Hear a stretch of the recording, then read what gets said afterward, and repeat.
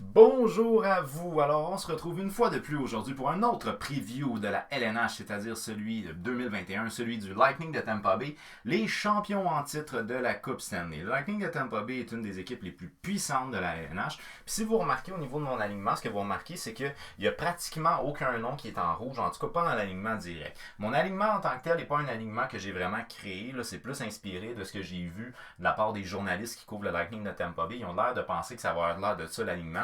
Fait que j'y étais avec cet alignement-là. Mais bref, c'est une organisation qui a franchement pas grand-chose qui a changé dans cette équipe-là. C'est sûr qu'il y a des pertes qui sont des pertes significatives. On va penser à la première perte significative, c'est celle de Kucherov, qui va être blessé pour toute la saison. Ça, c'est assurément une très très grosse perte pour cette organisation-là. Mais c'est une équipe qui, de manière générale, est quand même capable de faire de la pression sur à peu près toutes ses lignes, puis qui a quand même un jeu défensif qui est assez solide. Fait que je pense pas que ça va être nécessairement... ça peut être dramatique, entre autres pour ce qui est de l'avantage numérique. Là.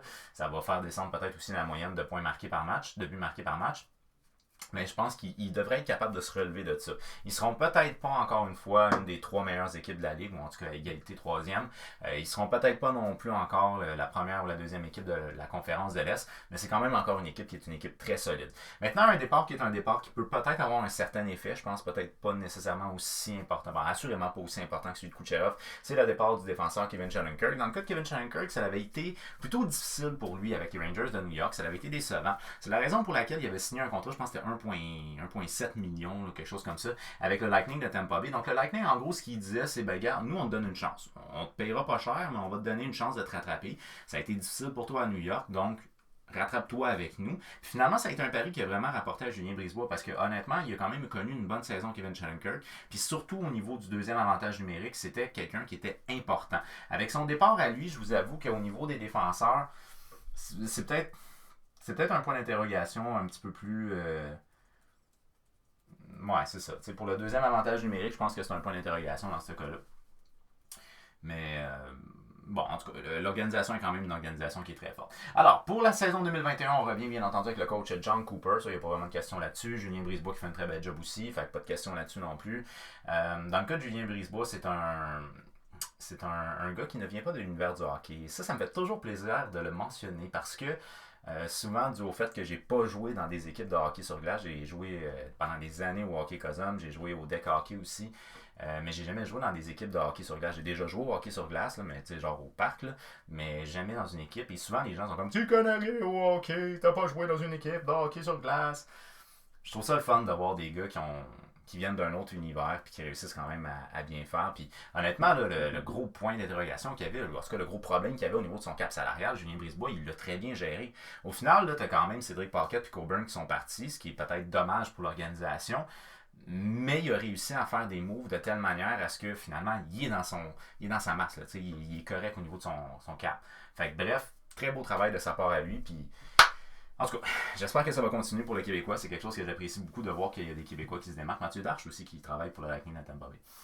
Donc, l'année passée, le Lightning de Tampa Bay, c'est 43 victoires, 21 défaites, 6 défaites en prolongation, 92 points. Une saison excellente pour l'organisation. Ils ont terminé à égalité au troisième rang dans la Ligue nationale, deuxième dans la conférence de l'Est. Une moyenne de but marqué de 3,50, ce qui est excellent. C'est rien de moins que la meilleure attaque de toute la Ligue. Je pense qu'avec l'absence de Kucherov, ils ne seront plus la meilleure attaque de toute la Ligue, mais ça va être quand même une bonne attaque, j'en suis plus que persuadé. Une moyenne de but encaissée de 2,79, puis franchement, encore une fois, une très bonne saison de la part de Vasilevski. Vasilevski 917, 2,56. Fait que ça a un impact qui est un impact majeur parce que le Lightning de Tampa Bay, c'est encore une équipe qui croit à l'idée d'avoir un partant et un auxiliaire et non d'avoir un tandem de gardiens comme le Canadien d'ailleurs. Donc, eux, ils ont vraiment un gardien qui est surtaxé en Vasilevski, 52 matchs, McElhinney, 18 matchs. Donc, on comprend un peu cette logique-là. Fait que c'est sûr que si Vasilevski se porte bien, ben cet aspect-là des statistiques se porte bien aussi. Mais ça dépend aussi du style de jeu des défenseurs en avant de lui, puis bon, etc. Un avantage numérique à 23,1%, ce qui est quand même très bon à égalité au 5e rang dans la Ligue nationale. Et un désavantage numérique à 81,4, ce qui est bien, ce qui est pas mauvais. Là. Le meilleur buteur aurait été, bien entendu, Kucherov, 33 buts l'année passée. Le meilleur pointeur, Kucherov, 85 points l'année passée. Une excellente saison pour lui, honnêtement. C'est vraiment dommage qu'il ne soit pas de retour cette année. Puis sauf erreur de ma part, je pense qu'il avait connu des bonnes séries éliminatoires aussi, Kucherov. J'allais-tu marquer ici? Ouais, donc en séries éliminatoires, 34 points en 25 matchs pour Kucherov. Wow! Puis honnêtement, tu sais, surtout en séries éliminatoires, là, honnêtement que ce gars-là ben, step up. Dans le fond, il a juste encore été excellent, mais peut-être même encore plus excellent en séries éliminatoires, là, avec la pression et tout le tralala. Parce qu'on a eu la perte de Stamkos. Stamkos, au final, il a joué un match en séries éliminatoires. Si je ne fais pas erreur, je pense que c'était même le dernier match des séries éliminatoires. Puis il a joué genre 2 minutes 40 cucs, là. Puis il a marqué un but. 2 minutes 40 quelque chose, là, qu'il a joué dans toutes les séries. Puis il a marqué un but. C'est Stamkos. Enfin bref, le meilleur défenseur à caractère offensif, pas juste offensif, mais en tout cas, le meilleur défenseur a été Victor Hedman, 55 points plus 27. Victor Hedman a été le deuxième défenseur en genre 12 ou 13 ans là, à gagner le Conn Smythe. Ça a été le joueur le plus utile de l'organisation pendant les séries. Puis franchement, il y a eu une sapristi de bonne saison, ce gars-là. Si je ne fais pas erreur, il me semble même qu'il était finaliste pour le Norris. Je ne suis pas sûr à 100%, là, mais il me semble qu'il était finaliste pour le Norris. S'il ne l'a pas gagné, il était-tu finaliste? Non, c'est ça, je ne l'ai pas marqué. Enfin bref. Il a peut-être même gagné le Norris. As-tu gagné le Norris? Hey, je vais regarder ça. En termes d'espoirs à suivre, là, ben, je vous dirais que les espoirs sont pas nécessairement immédiatement dans la Ligue nationale, c'est-à-dire qu'ils ne vont pas nécessairement faire partie de l'alignement sur une base régulière, mais c'est quand même des espoirs qui peuvent percer l'alignement dès cette année.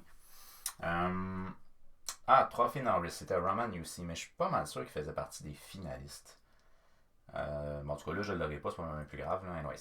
Fait que dans les espoirs qui sont les espoirs à suivre, je vous ai mis Kellen Foote, 21 ans, un défenseur, choix de première ronde en 2017. Puis du côté du Lightning de Tampa Bay, on croit à l'idée de faire jouer nos joueurs dans la Ligue américaine pour éventuellement rentrer dans la Ligue nationale. C'est quelque chose qu'ils font depuis maintenant plusieurs années. Dans son cas, à lui, Kellen Foote, il a connu 2 excellentes saisons dans la Ligue américaine. L'année passée, on parle de 62 matchs, 6 buts, 22 passes, 28 points.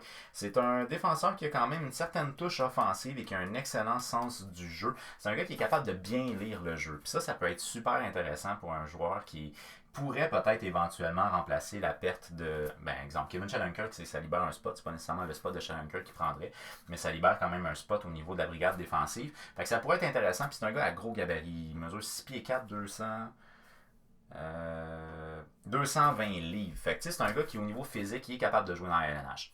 Puis c'est un gars qui est quand même capable de bien bouger, puis c'est un gars qui est bien jeu. Fait que ça se pourrait qu'on le voit dès cette année dans la Ligue nationale. Puis si je fais pas erreur, je crois que depuis 2017, je pense que le Lightning de Tampa Bay n'ont plus de choix de première ronde qui sont encore dans l'organisation. Je pense que c'est toujours dans l'organisation, là, choix de première ronde de Tampa Bay, je pense que c'est le plus proche, il me semble. J'ai également marqué ici l'ailier droit Alexander Volkov, 23 ans, choix de deuxième ronde en 2017. Pour sa part, il jouait dans la Ligue américaine l'année passée, 30 points, 46 matchs, 9 buts, 21 passes. C'est un gars qui actuellement plafonne au niveau des productions offensives dans la Ligue américaine, ce qui me laisse croire que soit qu'il a besoin d'un niveau de défi ou soit qu'il est arrivé à son max. Là. Ça fait une couple de saisons là, qui est aux alentours de comme 0.65 points par match. Là.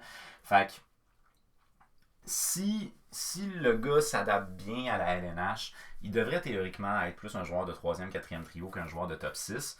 Mais c'est quand même un gars qui a beaucoup d'expérience, il a beaucoup de bagages. Donc à ce moment-là, il pourrait être intéressant de le faire rentrer dans l'alignement dès cette année. Puis dans le cas du joueur de centre, Alex Barré-Boulet, 23 ans, c'est un gars qui est non repêché. C'est un petit gars, il mesure 5 pieds 9, mais en même temps, la LNH aujourd'hui, c'est une ligue qui est très, très mobile, qui bouge vite. Donc c'est peut-être pas nécessairement... si tu joues gros, tu es capable quand même de t'en sortir même si tu mesures 5 pieds 9. Fait que bref, c'est un gars qui peut quand même faire sa marque sans trop de problèmes dans la LNH. Il suffit d'avoir beaucoup de caractère et de vouloir, bien entendu. Donc ce gars-là, lui qui a été non repêché, démontre bien entendu énormément de volonté. L'année passée dans la Ligue américaine, 60 matchs, 27 buts, 29 passes, 56 points. Il a été nommé sur le match des étoiles de la Ligue américaine. Il a connu 2 excellentes saisons dans la Ligue américaine. Puis surtout, l'année passée, semble-t-il qu'il a amélioré son style de jeu défensif. Alors c'est ce qui fait que si le gars est capable de jouer défensivement, tous joueurs dans la LNH qui sont dans la LNH devraient théoriquement être capables de bien jouer défensivement, sauf les super attaquants. Là, tu ne demandes pas trop à des gars comme Patrick Kane ou même à Ovechkin d'être vraiment très talentueux défensivement. Mais si un gars n'a pas des statistiques aussi fortes offensivement que ça, on va pas taper ses doigts à Kucherov là, si jamais il joue pas défensivement comme du monde. Mais si un gars comme Gaudreau est pas capable de bien jouer défensivement, c'est un problème. Tu as besoin d'être capable de t'en sortir défensivement. pour jouer dans la LNH. Dans le cas de Barry Boulette, ben, c'est un gars qui, semble-t-il, a amélioré cet aspect-là de son jeu pendant la saison dernière dans la Ligue américaine. Fait que, bref, c'est un gars qui peut être intéressant à suivre cette année. Dans le cas de Alex Killorn, je vais vous en parler très rapidement puisque notre cher Québécois a connu la meilleure saison de sa carrière avec 49 points en 68 matchs l'année passée. Dans le cas de Ryan McDonough, lui, ça a été une saison très décevante, 12 points l'année passée. C'est un gars qu'on connaît comme étant un bon leader, qui travaille fort et qui lit bien le jeu défensivement. On s'attend peut-être à un petit peu plus de production offensive de sa part, quoique là, on avance en âge, là, mais bon, enfin bref, c'est cela. Et voilà.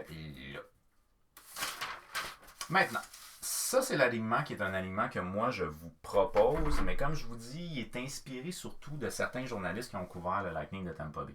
Fait que je pense pas nécessairement que mon alignement est très de ma source à moi. Mais bon. Alors, la première ligne, c'est sûr qu'en l'absence de Kucherov, ça fait mal. Là. Fait que, tu sais, la première ligne, t'as pas vraiment le choix. Stamkos, s'il est en santé, tu veux qu'il retrouve son tempo le plus vite possible parce qu'il a pratiquement pas joué. Là. Lui, ça fait une éternité. Parce que tu dis, il a manqué la fin de la saison régulière l'année passée, puis il a joué genre 2 points quelques minutes en séries éliminatoires. Fait que c'est une longue période sans activité ou très très peu d'activité dans un certain cas. Fait que c'est un gars qu'il faut qu'il retourne dans sa game et ça le plus vite possible. Je donne le maximum de minutes possible. Puis en même temps, ben, je pense que c'est ton meilleur élément à l'attaque. Fait que t'as pas vraiment le choix. Donc, mon premier ailier droit est sans question. Steven Stamkos, 56 points en 57 matchs l'année passée. Une bonne saison quand même. Après ça, il y a eu, je pense que c'était une hernie sportive, si je me rappelle bien. Brandon Point, comme premier centre, 64 points, 66 matchs, qui est quand même une bonne saison. Et Andrej Palat, 41 points, 69 matchs à l'aile gauche de mon premier trio. J'ai hésité un petit peu de mettre Killorn. Parce que Killorn, 49 points, 68 matchs l'année passée, a quand même connu une bonne saison. Mais je pense que dans le cas de Palat, peut-être que Palat a un petit peu plus d'habilité offensive. Fait que je me suis dit, on va maintenir ça tel que c'est mentionné. Alex Killorn qui a connu la meilleure saison de sa carrière, 49 points, 68 matchs à l'aile gauche de mon deuxième trio. Chiarelli au centre de mon deuxième trio, 44 points, 68 matchs, quand même une bonne saison. Dans le cas de Tyler Johnson, 31 points, 65 matchs, on s'attend peut-être à un petit peu plus de production offensive, mais on n'est pas capable de s'en débarrasser. Fait que bref, on va vivre avec.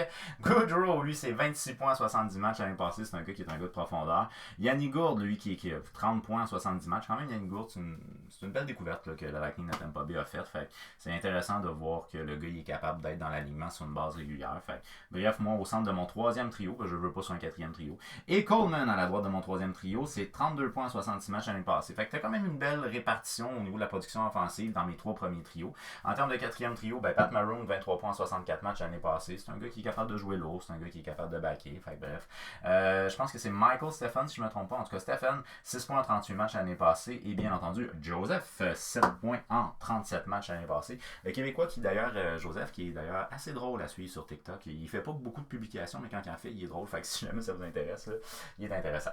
Bon, j'ai mis Volkov comme cut, mais dans le cas de Volkov, comme je te dis, ça pourrait, comme je vous dis, ça pourrait être éventuellement intéressant de le faire entrer, exemple, dans tes troisième ou quatrième trio dès cette année. Puis Barry Boulette, ben lui, c'est un gars qui, je sais pas comment il va s'adapter, tout simplement. Fait que, bref, je sais pas s'il va être capable de se faire une place dès cette année, mais c'est un gars qui pourrait être intéressant. Je veux dire, il a fait ses preuves dans la Ligue américaine. Il va bien falloir qu'on l'essaye bien comme du monde à un moment donné dans la NH. Au niveau de la brigade défensive, ben là, Victor Hedman est le premier défenseur gauche. Il n'y a même pas une question là-dedans. Il n'y a pas de débat, c'est rien. C'est juste lui, that's it. 55 points l'année passée en 66 matchs. Une saison exceptionnelle. Puis après ça, on tombe. Là, je vais être honnête avec vous, le Ruta, je ne sais même pas c'est qui. Donc, je le connais pas vraiment. C'est sa deuxième saison avec le Lightning de Tampa Bay. Il n'a pas joué beaucoup de matchs à sa première saison. Je pense qu'il avait été acquis, si je ne fais pas erreur, des Hawks de Chicago. L'année passée, il a joué juste 33 matchs, 7 points. Je ne sais pas pourquoi, mais là, il l'utilise avec Hedman. Fait que j'imagine qu'il doit être solide défensivement, I guess so. Mais c'est lui qui est utilisé en ce moment avec Hedman. C'est lui qui est pressenti à être le partenaire de ligne de Hedman. On verra bien. Dans le cas de McDonough, ici, je vous avoue que j'ai un petit peu hésité à inverser mes deux dernières paires, mais j'ai mis quand même Ryan McDonough, 12 points en 50 matchs l'année passée, parce que quand même Sergachev, 34 points en 70 matchs. Pas mauvais, pas mauvais. Puis dans le cas de Sergachev, c'était la première fois de sa carrière qu'il atteignait 10 buts, dans une saison. Fait que franchement, puis la saison a été écourtée en plus, fait qu'il a connu une très bonne saison. J'ai hésité de mettre cette paire-là en haut. Mais je me suis dit, bon, on va y aller avec l'expérience. McDonough, Cernak, 12 points en 67 matchs l'année passée. Les deux ont fait 12 points. Mais Cernak, lui, c'est un gars qui est plus défensif. McDonough, c'est un gars qui, normalement, est capable d'appuyer un petit peu l'attaque. Fait que, bref, peut-être plus décevant de voir 12 points de McDonough que de Cernak. Sergachev, l'année passée, 34 points en 70 matchs. Une très bonne saison pour sa part. Luke Shen, c'est 3 points en 25 matchs l'année passée. C'est pas nécessairement un gars que tu veux nécessairement régulier, mais c'est un gars qui a de l'expérience, fait que bref. Et par la suite, j'ai été avec Kellen Foote comme scratch et Witkowski comme scratch. Un gars qui a un petit peu d'expérience dans la NH, en cas de Witkowski. Les deux gardiens de but, il n'y a pas vraiment de questions à se poser. Vasilevski est assurément le partant de cette organisation-là. 52 matchs l'année passée, 2,56, 917. Une très bonne saison pour lui, donc c'est un gars qui fait une couple d'années, je pense que même qui fait partie des contenders pour le trophée Vizina. Je sais pas si je me l'avais marqué ça. C'est la 3e saison de suite qui fait partie des finalistes pour le trophée Vizina Vasilevski. Fait que pas de débat là-dessus. McElhinney est le gardien de but auxiliaire. 18 matchs, 2,89, 906. Dans le cas de McElhinney, il devrait théoriquement voir un peu plus d'action cette année puisque les matchs vont être très rapprochés. Là, la saison est quand même condensée. Fait que ça se pourrait qu'on voit un peu moins Vasilevski qui s'est déjà plaint entre autres de symptômes de fatigue. Tout comme Carey Price a déjà fait d'ailleurs. Fait que c'est des gardiens de but qui sont très très occupés dans une saison régulière normalement. Fait que là, ça se pourrait qu'on voit un petit peu plus McElhinney cette année qu'on l'a vu, en fait un peu plus en termes de ratio, parce que la saison en étant écourtée, il n'y aura peut-être pas bien plus que 18 matchs. Là. Mais Vasilevski devrait avoir moins de matchs dans une saison écourtée. Fait que bref! C'était mon preview 2021 du Lightning de Tampa Bay. Il n'y a pas eu d'énormes changements chez le Lightning de Tampa Bay, mais il y a quand même une perte qui est une perte très importante en Kucherov. Fait qu'on va voir comment est-ce que cette attaque-là va se remettre de cette perte-là et surtout, est-ce que Stamkos va être dans le beat et est-ce qu'il va être en santé pour toute la saison? Ça, c'est un point d'interrogation qui est hyper important pour le Lightning de Tampa Bay. Alors, c'est une organisation qui n'a pas nécessairement changé beaucoup. Je pense qu'elle devrait être bonne encore une fois cette année. Peut-être pas aussi performante sur un point de vue de l'offensive à cause de Kucherov. Peut-être un petit peu plus bas dans la conférence, mais ça devrait quand même être une équipe compétitive qui aimerait bien toucher à la Coupe Stanley une deuxième année d'affilée, j'en suis plus que persuadé. Alors, c'était mon preview pour ce qui est du Lightning de Tampa Bay 2021. Si vous êtes un fan, que vous pensez qu'il y a des joueurs qui peuvent intégrer l'alignement sur une base régulière dès cette année, faites-le moi savoir au travers des commentaires. Je vous dis un très gros merci d'avoir pris le temps de regarder ma vidéo. On aime, on partage pour jaser de hockey avec un maximum de gens possible. Et bien entendu, on s'abonne et active la petite cloche parce qu'il y a d'autres previews qui s'en viennent. Ok, merci beaucoup là.